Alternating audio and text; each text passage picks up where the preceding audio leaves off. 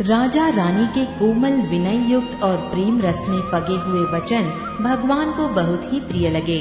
भक्त वत्सल कृपा निधान संपूर्ण विश्व के निवास स्थान या समस्त विश्व में व्यापक सर्व समर्थ भगवान प्रकट हो गए।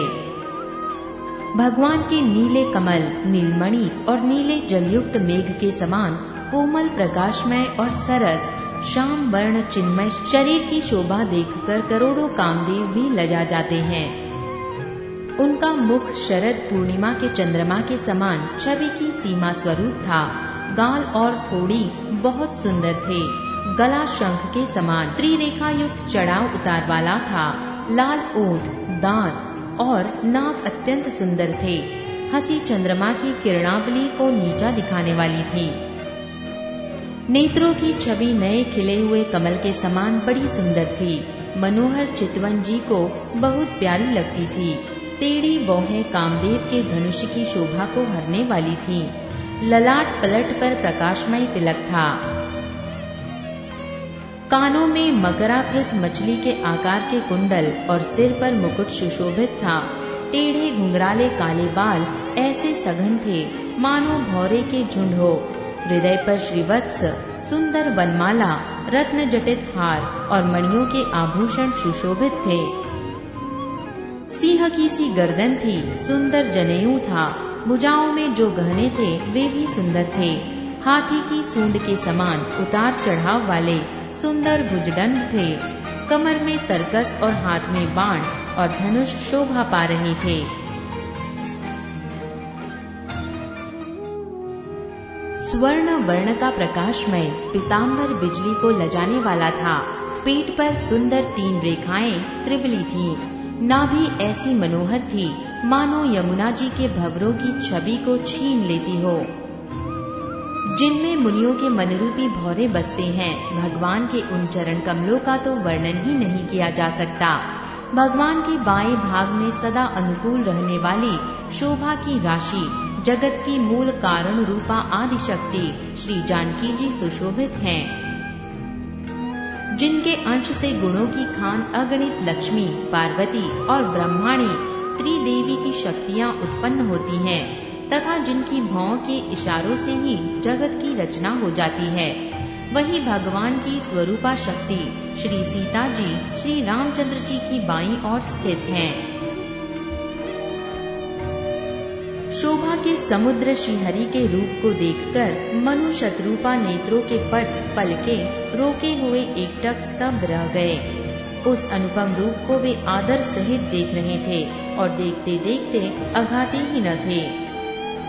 आनंद के अधिक वश में हो जाने के कारण उनके अपने देह की सुधि भूल गई। वे हाथों से भगवान के चरण पकड़कर दंड की तरह सीधे भूमि पर गिर पड़े। कृपा की राशि प्रभु ने अपने करण कमलों से उनके मस्तकों का स्पर्श किया और उन्हें तुरंत ही उठा लिया।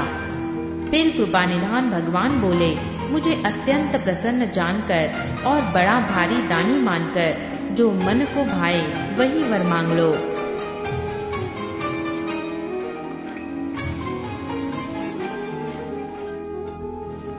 प्रभु के वचन सुनकर दोनों हाथ जोड़कर और धीरज धरकर राजा ने कोमल वाणी कही, हे नाथ, आपके चरण कमलों को देखकर अब हमारी सारी मनोकामनाएं पूरी हो गई।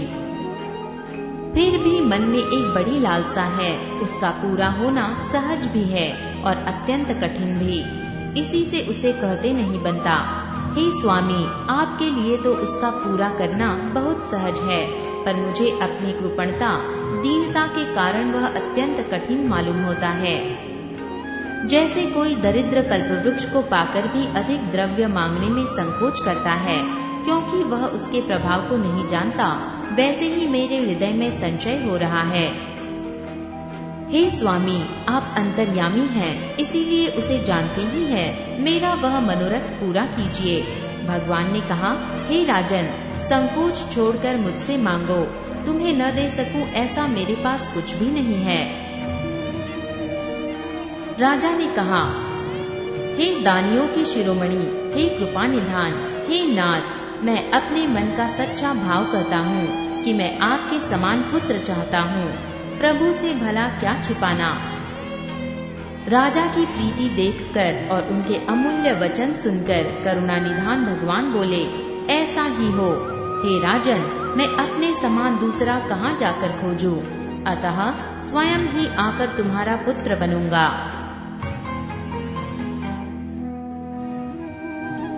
शतरूपा जी को हाथ जोड़े देखकर भगवान ने कहा, हे देवी, तुम्हारी जो इच्छा हो सो वर मांग लो।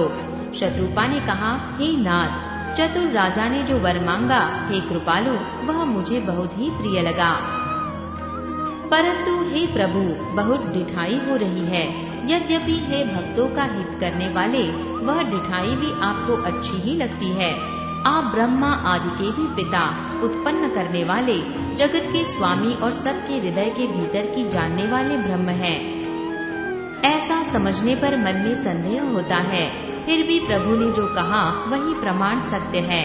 मैं तो यह मांगती हूँ कि हे नाथ, आपके जो निज जन हैं, वे जो अलौकिक अखंड सुख पाते हैं और जिस परम गति को प्राप्त होते हैं, हे प्रभु, वही सुख, वही गति, वही भक्ति, वही अपने चरणों में प्रेम, वही ज्ञान और वही रहन सहन कृपा करके हमें दीजिए। रानी की कोमल गुण और मनोहर श्रेष्ठ वाक्य रचना सुनकर कृपा के समुद्र भगवान कोमल वचन बोले, तुम्हारे मन में जो कुछ इच्छा है वह सब मैंने तुमको दिया, इससे कोई संदेह न समझना। हे माता, मेरी कृपा से तुम्हारा अलौकिक ज्ञान कभी नष्ट न होगा। तब मनु ने भगवान के चरणों की वंदना करके फिर कहा, हे प्रभु, मेरी एक विनती और है।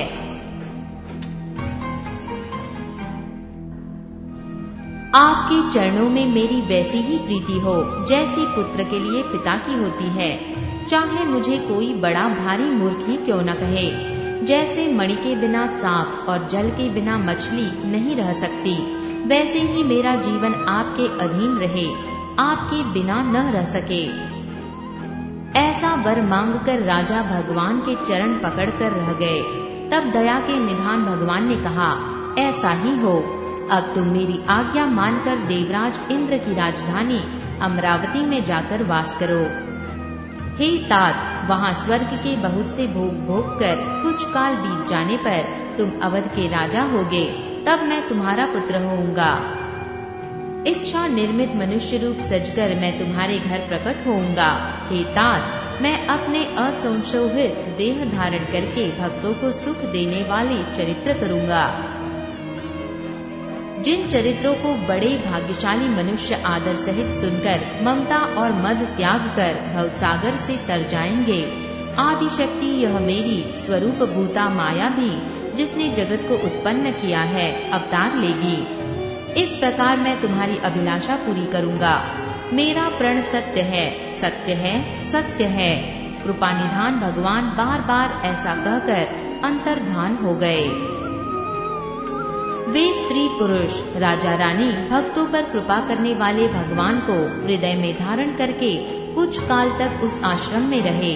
फिर उन्होंने समय पाकर सहज ही बिना किसी कष्ट के शरीर छोड़कर अमरावती इंद्र की पुरी में जाकर वास किया।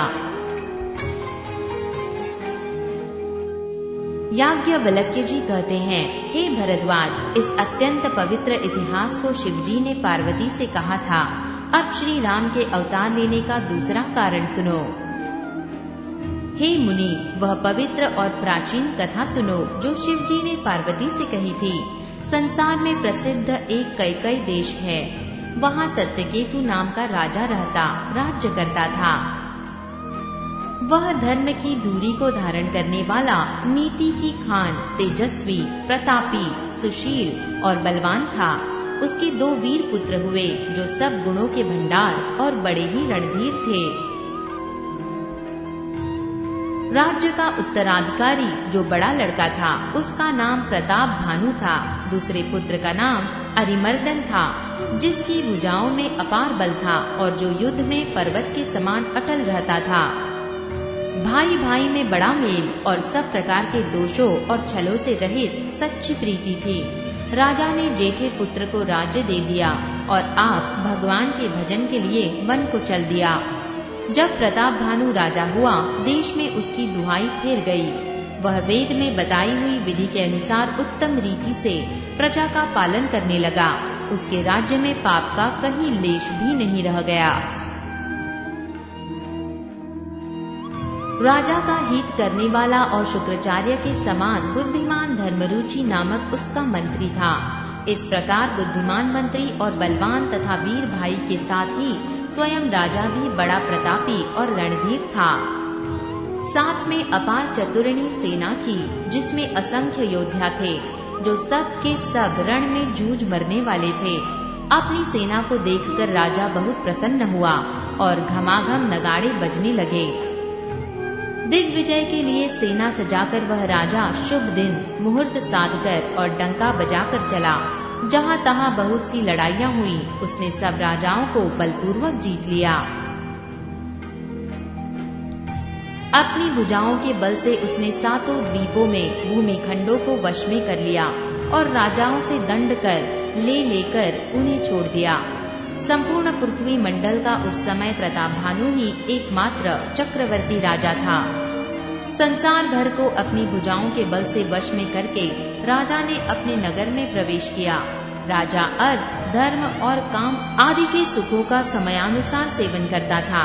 राजा प्रतापभानु का बल पाकर भूमि सुंदर कामधेनु मनचाही वस्तु देने वाली हो गई। उनके राज्य में प्रजा सब प्रकार के दुखों से रहित और सुखी थी और सभी स्त्री पुरुष सुंदर और धर्मात्मा थे।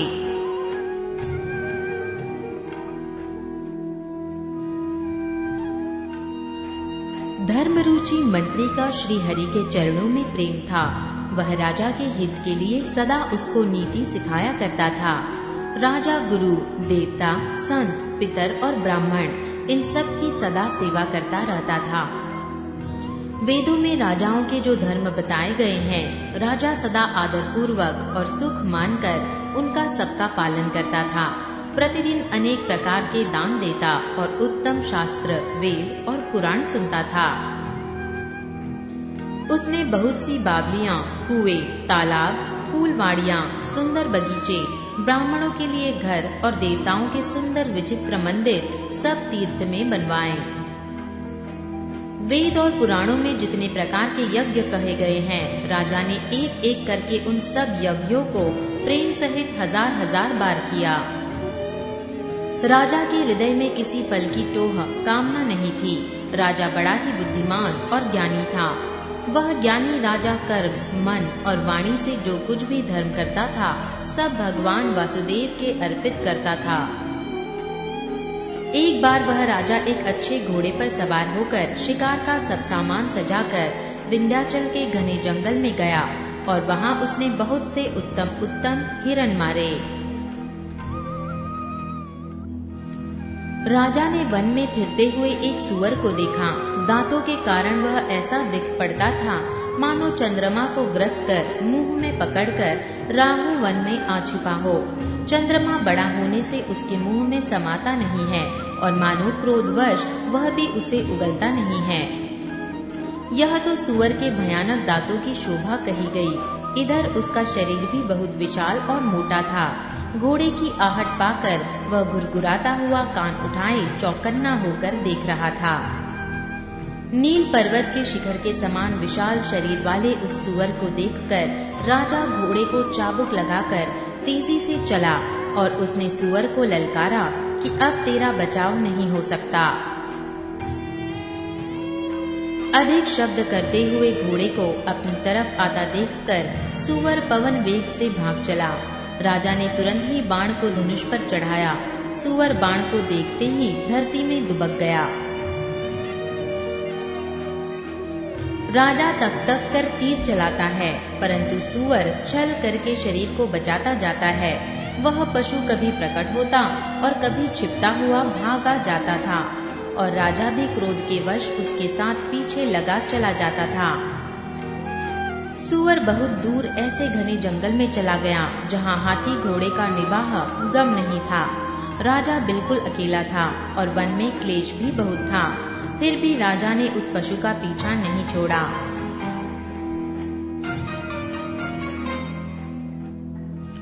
राजा को बड़ा धैर्यवान देखकर सूअर भागकर पहाड़ी की एक गहरी गुफा में जा घुसा। उसमें जाना कठिन देखकर राजा को बहुत पछताकर लौटना पड़ा, पर उस घोर वन में वह रास्ता भूल गया। बहुत परिश्रम करने से थका हुआ और घोड़े समेत भूख प्यास से व्याकुल राजा नदी तालाब खोजता खोजता पानी बिना बेहाल हो गया। वन में फिरते फिरते उसने एक आश्रम देखा। वहाँ कपट से मुनि का वेश बनाए एक राजा रहता था, जिसका देश राजा प्रताप भानु ने छीन लिया था और जो सेना को छोड़कर युद्ध से भाग गया था। प्रताप भानु का समय अच्छे दिन जानकर और अपना कुसमय बुरे दिन अनुमान कर उसके मन में बड़ी ग्लानि हुई। इससे वह न तो घर गया और न अभिमानी होने के कारण राजा प्रताप भानु से ही मिला, मेल किया। दरिद्र की भांति मन ही में क्रोध को मारकर वह राजा तपस्वी के वेश में वन में रहता था। राजा प्रताप भानु उसी के पास गया। उसने तुरंत पहचान लिया कि यह प्रताप भानु है। राजा प्यासा होने के कारण व्याकुलता में उसे पहचान न सका। सुंदर वेश देखकर राजा ने उसे महामुनि समझा और घोड़े से उतरकर उसे प्रणाम किया, परंतु बड़ा चतुर होने के कारण राजा ने उसे अपना नाम नहीं बतलाया। राजा को प्यासा देखकर उसने सरोवर दिखला दिया। हर्षित होकर राजा ने घोड़े सहित उसमें स्नान और जलपान किया। सारी थकावट मिट गई, राजा सुखी हो गया। तब तपस्वी उसे अपने आश्रम में ले गया और सूर्यास्त का समय जानकर उसने राजा को बैठने के लिए आसन दिया। फिर वह तपस्वी कोमल वाणी से बोला, तुम कौन हो? सुंदर युवक होकर जीवन की परवाह न करके वन में अकेले क्यों फिर रहे हो? तुम्हारे चक्रवर्ती राजा के से लक्षण देखकर मुझे बड़ी दया आती है। राजा ने कहा, हे मुनीश्वर, सुनिए, प्रताप भानु नाम का एक राजा है। मैं उसका मंत्री हूँ। शिकार के लिए फिरते हुए राह भूल गया हूँ। बड़े भाग्य से यहाँ आकर मैंने आपके चरणों के दर्शन पाए हैं। हमें आपका दर्शन दुर्लभ था, इससे जान पड़ता है कुछ भला होने वाला है। मुनि ने कहा, हे तात, अंधेरा हो गया। तुम्हारा नगर यहाँ से 70 योजन पर है। हे सुजान, सुनो, घोर अंधेरी रात है, घना जंगल है, रास्ता नहीं है। ऐसा समझकर तुम आज यहीं ठहर जाओ, सवेरा होते ही चले जाना। तुलसीदास जी कहते हैं, जैसी भवित्यवता होनार होती है, वैसी ही सहायता मिल जाती है। या तो वह आप ही उसके पास आती है या उसको वहाँ ले जाती है। हे नाथ, बहुत अच्छा, ऐसा कहकर और उसकी आज्ञा सिर चढ़ाकर घोड़े को वृक्ष से बांधकर राजा बैठ गया। राजा ने उसकी बहुत प्रकार से प्रशंसा की और उसके चरणों की वंदना करके अपने भाग्य की सराहना की। फिर सुंदर कोमल वाणी से कहा, हे प्रभु, आपको पिता जानकर मैं ढिठाई करता हूँ। हे मुनीश्वर, मुझे अपना पुत्र और सेवक जानकर अपना नाम धाम विस्तार से बतलाइए। राजा ने उसको नहीं पहचाना, पर वह राजा को पहचान गया था। राजा तो शुद्ध हृदय था और वह कपट करने में चतुर था। एक तो वैरी, फिर जाति का क्षत्रिय, फिर राजा। वह छल बल से अपना काम बनाना चाहता था। वह शत्रु अपने राज्य सुख को समझ करके, स्मरण करके दुखी था। उसकी छाती कुम्हार के आवे की आग की तरह भीतर ही भीतर सुलग रही थी। राजा के सरल वचन कान से सुनकर अपने वैर को याद कर वह हृदय में हर्षित हुआ। वह कपट में डुबोकर बड़ी युक्ति के साथ कोमल वाणी बोला, अब हमारा नाम भिखारी है, क्योंकि हम निर्धन और अनिकेत घर द्वारहीन हैं। राजा ने कहा, जो आपके सदृश विज्ञान के निधान और सर्वथा अभिमान रहित होते हैं, वे अपने स्वरूप को सदा छिपाए रहते हैं, क्योंकि कुवेश बनाकर रहने में ही सब तरह का कल्याण है। प्रकट संतवेश में मान होने की संभावना है और मान से पतन की।